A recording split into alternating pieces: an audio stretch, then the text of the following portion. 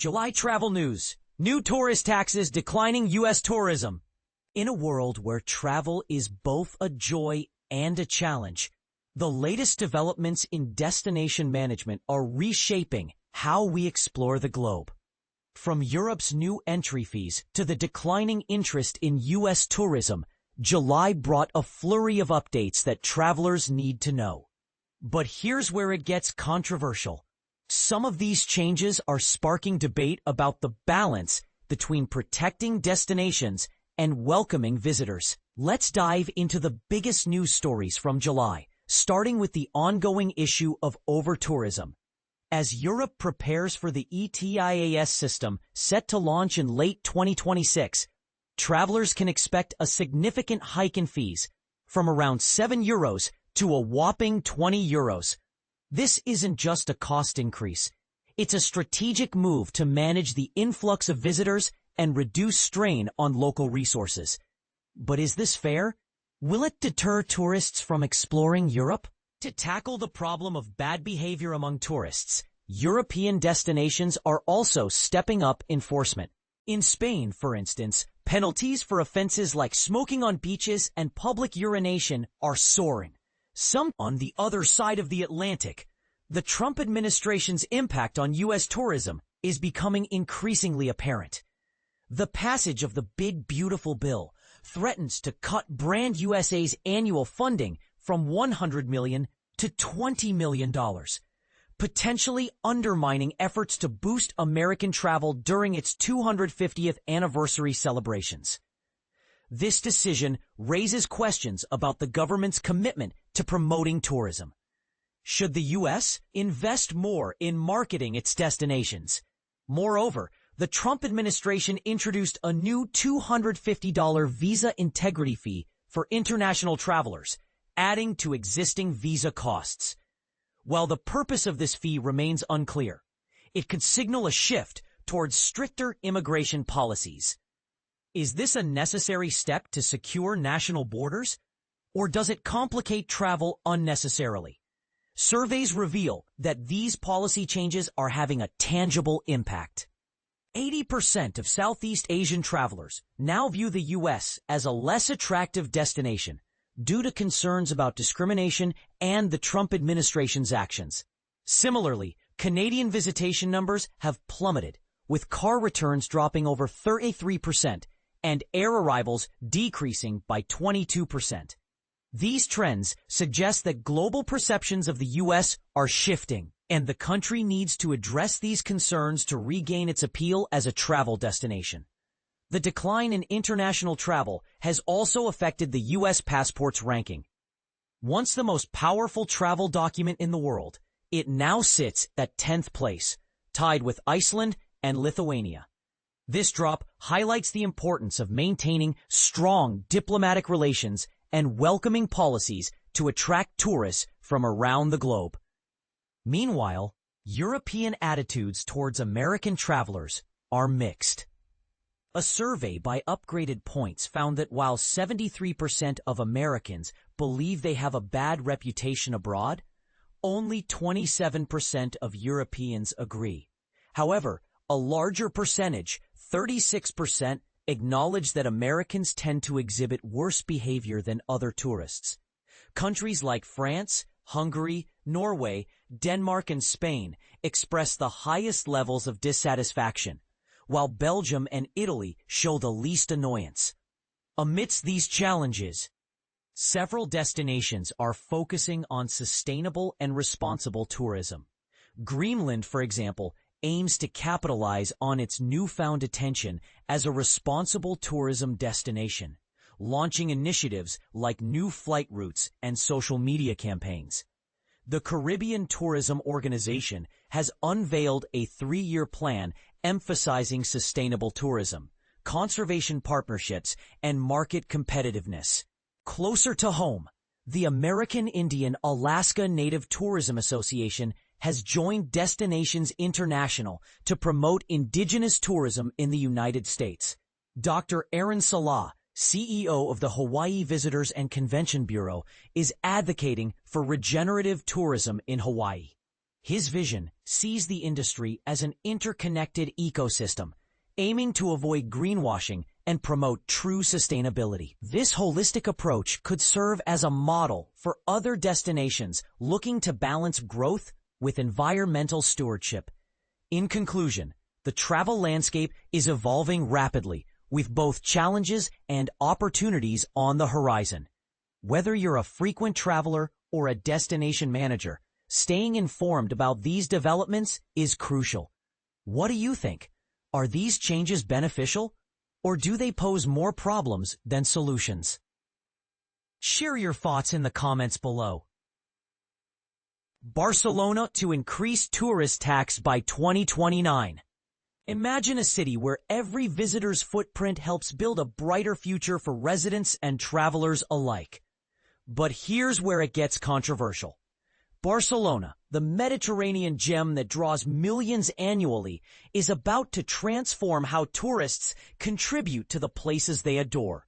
Starting in 2026, the city will steadily hike its tourist tax by €1 each year, aiming to reach a total of €8 by 2029. This bold move, approved by city officials, doubles the current €4 fee visitors pay for overnight stays. While some might call this a hidden cost, the plan promises to fund infrastructure upgrades, ease overcrowding, and create a more sustainable tourism model that benefits everyone. And this is the part most people miss. The tax isn't just about revenue. It's a calculated strategy to balance Barcelona's booming popularity with the well-being of its neighborhoods and ecosystems. The city's famous charm, from Gaudi's architectural marvels to its vibrant culinary scene, has long been a double-edged sword. While millions flock to experience its magic, the strain on public transport, parks, and local services has become unsustainable.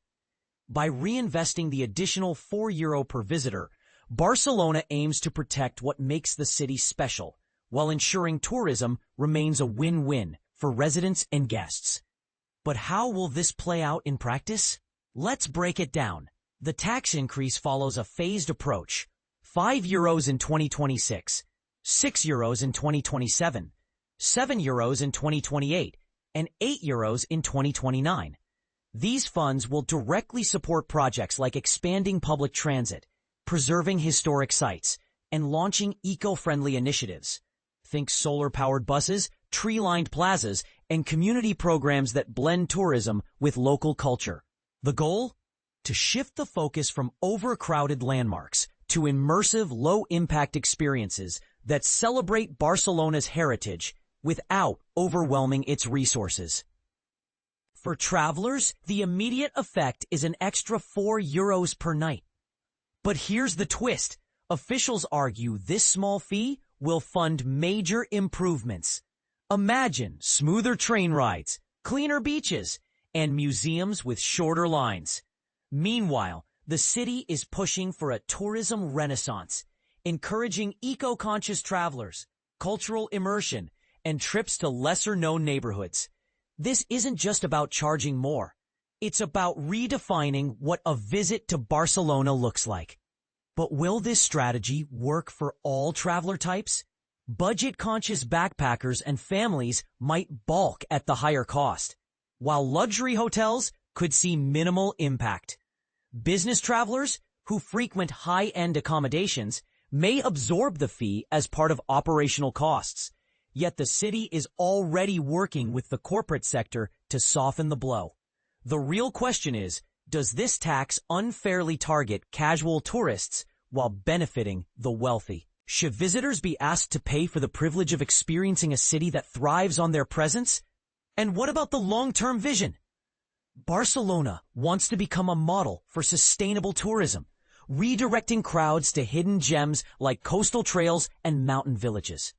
The tax will fund marketing campaigns to highlight these alternatives, nudging travelers away from overcrowded hotspots. Critics argue this could deter visitors altogether, but supporters counter that it's a necessary step to preserve the city's soul. So what's next? By 2029, Barcelona hopes to have a tourism system that's greener, fairer, and more resilient. The city will use the funds to support local businesses, cafes, boutique shops, and tour guides, while promoting events that celebrate its cultural diversity. The challenge? Making sure the tax doesn't become a barrier to entry for those who crave authentic, affordable travel. As the debate unfolds, one thing is clear.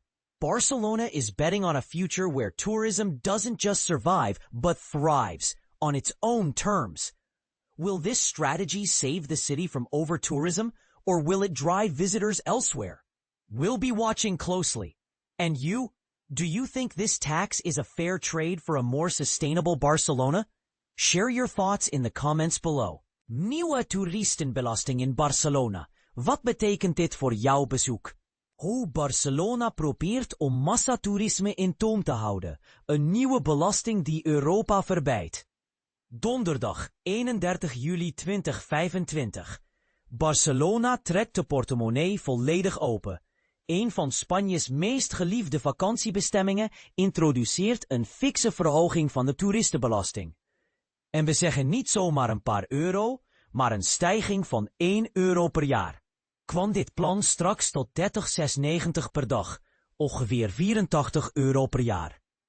Dat betekent dat iedereen die na de zomervakantie gaat wandelen in de straten langs de Sagrada Familia, vanaf volgend jaar een belangrijke extra rekening betaalt. Hoe werkt de huidige belasting? Huidige bezoekers betalen al een Catalaanse belasting op basis van hun accommodatie. Bijvoorbeeld €7 per nacht in een 5-sterren hotel. Nu komt daar een aparte distributieve toeslag bovenop om de infrastructuur te kunnen herdistribueren. Voor sommige Amex-delay bestaat dit kunnen samensteken tot €20 per dag. Maar de gemeente zegt dat dit noodzakelijk is. Maar waarom? Een pijnlijke prijs voor duurzame toerisme. Stadsbestuurders benadrukken dat de extra inkomsten de stad helpen om openbaar vervoer, veiligheid en klimaatprojecten te financieren. Een wijze beslissing? Jazeker, maar ook een tijdbom voor budgetreizigers. Hoeveel is te veel? Vraagt de reiziger zich af in commentaarsecties. Een van de steunpilaren. Dit is een belasting op vakanties die vooral buitenlandse bezoekers treft, verklaarde een woordvoerder van Vox. Intussen onthield Younes zich van stemming. Wat volgt er na deze verhaling? Het herinvesteringsfonds voor toerisme? Vanaf 2026 start een apart fonds om overbelaste gebieden als het centrum en Gaudi-gebieden te verlichten. Geld gaat naar projecten die de druk op bewoners verminderen. Denk aan bredere voetpaden, betere informatieinfrastructuur en initiatieven om de druk van piekdagen te spreiden. Cijfers achter de druk. Hoe Barcelona begint te zoeken naar antwoorden. De stad trekt jaarlijks meer dan 11,7 miljoen toeristen. Maar dit is een combinatorische klus.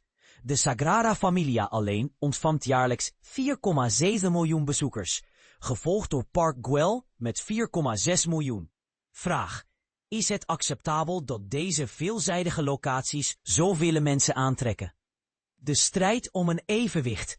Apple Contenido, de webcam plugin of de toekomst? Tegen het einde van het decennium hopen autoriteiten dat deze maatregelen een duurzame balans brengen. Enerzijds voorkomt het overweldigende massa's, anderzijds blijven de charme en economische voordelen intact. Het is alleszins geen perfecte oplossing, maar wel een stap in de juiste richting, benadrukt een ambtenaar. Hoe kan een bezoeker reageren? Is deze belasting eerlijk genoeg naar bezoekers toe? Of wordt dit een slecht signaal voor Frans toerisme? Deel uw mening in de reacties.